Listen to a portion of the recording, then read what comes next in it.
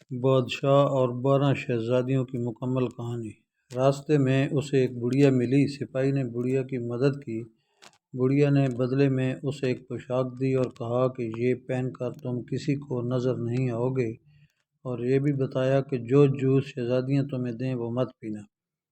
سپاہی بادشاہ کی ریاست میں پہنچ گیا۔ بادشاہ نے اس کا استقبال کیا اور اسے بھی شہزادیوں کے رقص کا راز معلوم کرنے کے لیے 3 دن دیے گئے۔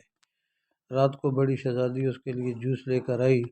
سپاہی چونکہ بہت ذہین تھا، اس نے جوس پی تو لیا مگر نگلا نہیں، کیونکہ اس نے منہ میں اسپنج رکھا ہوا تھا۔ جیسے ہی شہزادی کمرے سے باہر نکلی، اس نے اسپنج منہ سے نکالا اور سونے کی اداکاری کرنے لگا۔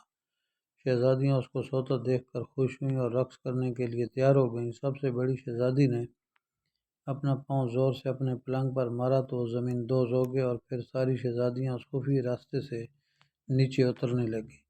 سپاہی یہ سب دیکھ رہا تھا۔ اس نے بڑھیا کی دی ہوئی پوشاک پہن لی اور ان کا پیچھا کرنے لگا۔ آدھا راستہ اترنے کے بعد چھوٹی شہزادی کو شک ہوا کہ شاید کوئی اس کے پیچھے ہے، مگر پوشاک کی وجہ سے سپاہی کسی کو بھی نظر نہیں آ رہا تھا۔ پھر وہ سب سے خوبصورت حصے میں پہنچ گئی، جہاں درختوں پر لگے پتے چاندی کے تھے۔ سپاہی نے ثبوت کے لیے ایک پتا توڑ لیا۔ اس کے توڑتے ہی ایک زوردار آواز آئی جس سے سب ڈر گئیں۔ آگے سب پتے سونے کے تھے۔ سپاہی نے ایک سونے کا پتا بھی توڑ لیا۔ آگے جا کر ایک ہیرا بھی ثبوت کے لیے لے لیا۔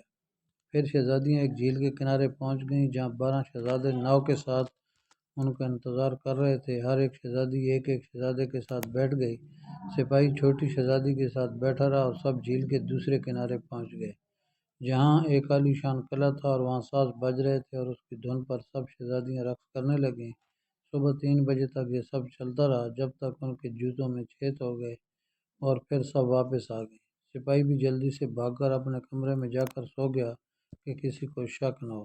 یہ سلسلہ کئی دن تک چلتا رہا۔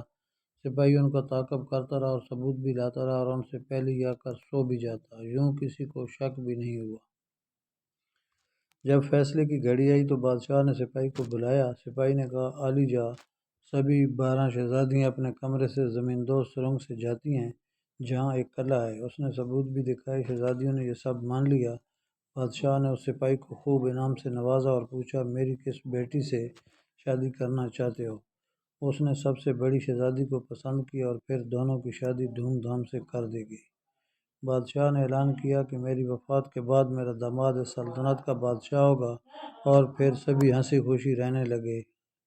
دوستو، اگر میری یہ ویڈیو پسند آئی تو اسے لائک کریں اور میرے چینل کو سبسکرائب کریں۔ شکریہ۔